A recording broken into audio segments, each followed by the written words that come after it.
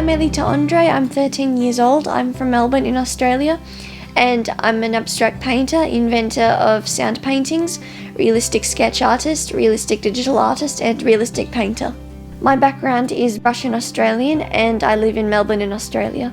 My abstract paintings are acrylic on canvas, and I also add household objects onto my paintings. I add toys and I add glitter, and I also add violins because there's a theoretical physicist spokesman for a theory called string theory, where the entire universe consists of absolutely tiny vibrating strings, well, smaller than atoms, vibrating strings that hold together the universe and are in all matter.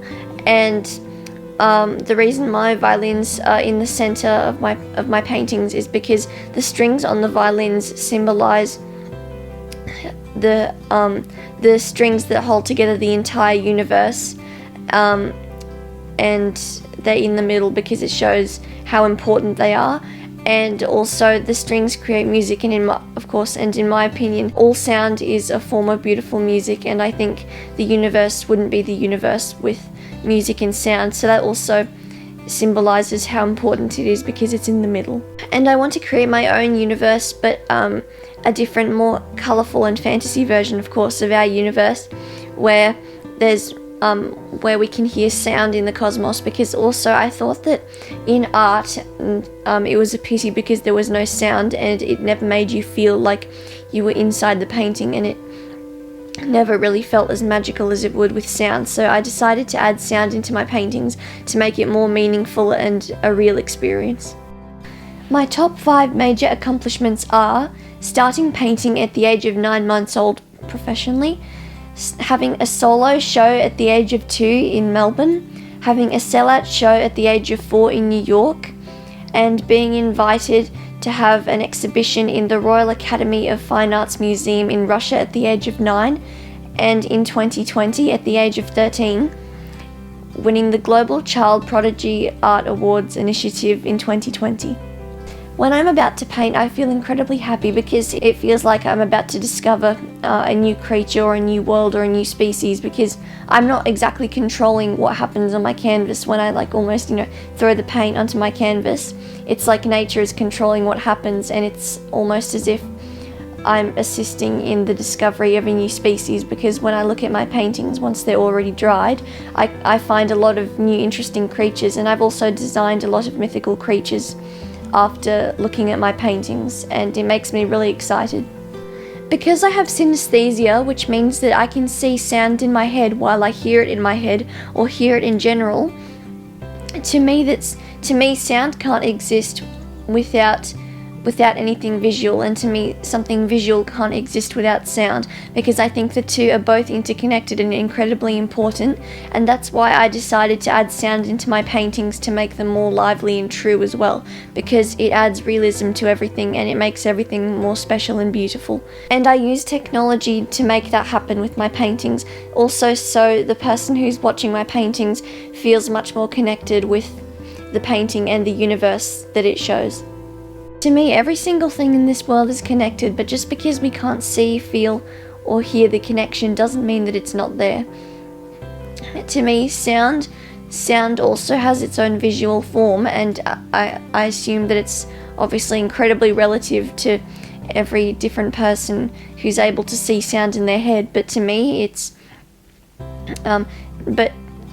of course the certain way I see it, and I think that it's definitely connected to colour, and to me it has its own beautiful form. Through every painting that I create, it's almost as if it's a puzzle piece of my universe that I create through my paintings, and because it's a universe that I create, it shows exactly how I would want this universe to be. So I deliberately put animals like unicorns and dinosaurs and normal animals that exist today together. I deliberately put mythical animals like unicorns, and then real but extinct animals like dinosaurs, and then animals that exist today like sometimes koalas, bears, reindeers, all different creatures on my paintings together, and creatures that wouldn't live together because if they did they would eat each other. I deliberately put them on my paintings so I can show the fact that there's only peace in my paintings and happiness, and I want to also bring more colour into the world as well. All my life I've been around animals, and I really can't actually think of the first time I discovered I could do horse sounds. I think I always tried to mimic horses, and then I found a certain way to actually make horse sounds. That's definitely the most realistic animal impersonation I can do.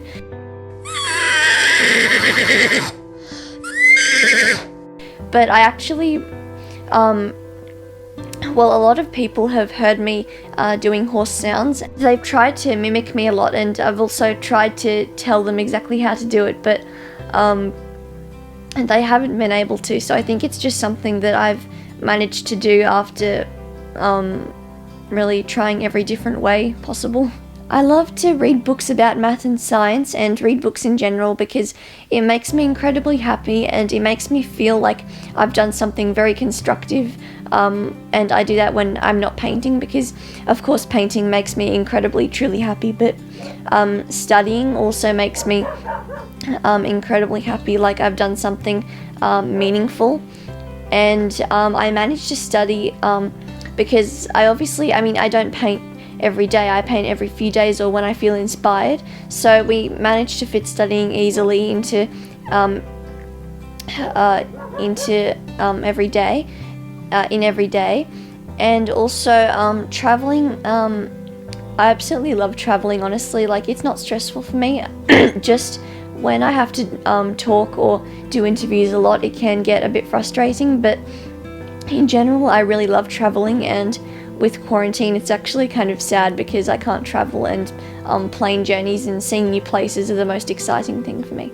My favourite subject is chemistry, and particularly electrochemistry, because I really love the way lightning works, and I think it's a very beautiful and also very magical part of this world, so I love to study that. I think every person in this world of any age should try to make their life incredibly exciting by going at least once on some sort of adventure, like finding a place where no one has ever been and maybe trying to discover new species and doing something really amazing and finding something abandoned and looking for different secrets, because I think that would be very amazing to do once in your life. My favourite animal is actually a deer, but I still really love horses, and I think the main thing that makes me so fascinated about them is the way they're built looks really perfect, like their mane and the way they gallop. They look very fragile, and they look like they could definitely be almost magical creatures, because they look so unusual in a way when you think about it. I don't particularly have a favourite painter, and I think if anyone really does love any painter, I think that's absolutely great, but I feel like nobody should force themselves to particularly like a certain painter, because if you have a way to be original, I think that's the best thing to do. And of course, taking lots of inspiration from certain things and certain people is a great thing, but it's also the best thing to encourage if it's possible for you to be naturally creative. And my favourite artist is actually nature. Of course, it's not a person, but I love the fact that nature creates such a variety of things that like different animals and different plants that can and different plants that can look so beautiful yet be so dangerous, or different animals that don't look sweet but are very gentle. And the fact that there's so much creativity and everything is so natural, yet it still has a certain consistency. I think there's a very beautiful pattern in nature, and that really inspires me for my paintings. If I were in a room full of 10-year-olds, I would probably give them a piece of paper and maybe tell them the best way to start to draw an animal, or maybe if they were great at drawing, like if they could almost do hyperreal, like if some of them were amazing, I would tell them to draw the favorite aspect of, you know, all their favorite animals, and maybe make a certain mythical creature by doing that. Or I would, the people who could only draw like circles or something, I would maybe tell them how to sketch certain aspects of an animal, so they could slowly learn to draw and remember certain techniques. But I would probably have a book with me, so I'd probably have a drawing book with me, because I don't want to give wrong advice. Like, I'm not in any position to teach someone how to draw. But if they could only draw circles, like, I would try to maybe tell them certain techniques. Because I speak Russian, apart from improving my Russian, I'd love to learn Japanese, because it seems like such a different language from Russian, and something so exotic and different and unusual. So I'd love to have a really wide variety of languages that I know. In the next 5 years at 18, I'd see myself living on a farm and having a certain glass house almost, where I can paint, and plants all over the walls, and maybe even butterflies. But I'd probably make sure to use safe paints that wouldn't harm any of the trees or plants that are growing, or the butterflies in the glass house. But I would paint definitely in the country or by a river, and I'd see myself maybe, of course, with a lot more exhibitions and a lot more paintings, because I'm going to keep painting forever. But also I'm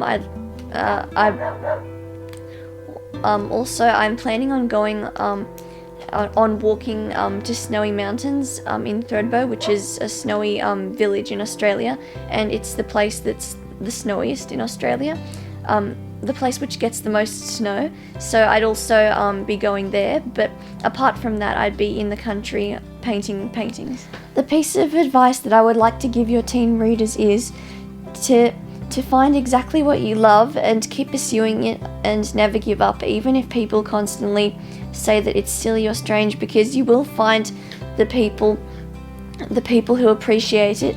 And whenever someone appreciates something, that's the only thing that's true, because I think that hate isn't a true emotion, and it's a true emotion, and it's just caused by difficulties in someone's life. So only listen to the people who give encouraging advice to you, and keep pursuing what you love, and never give up, and stay true to your original dreams and what you want in life.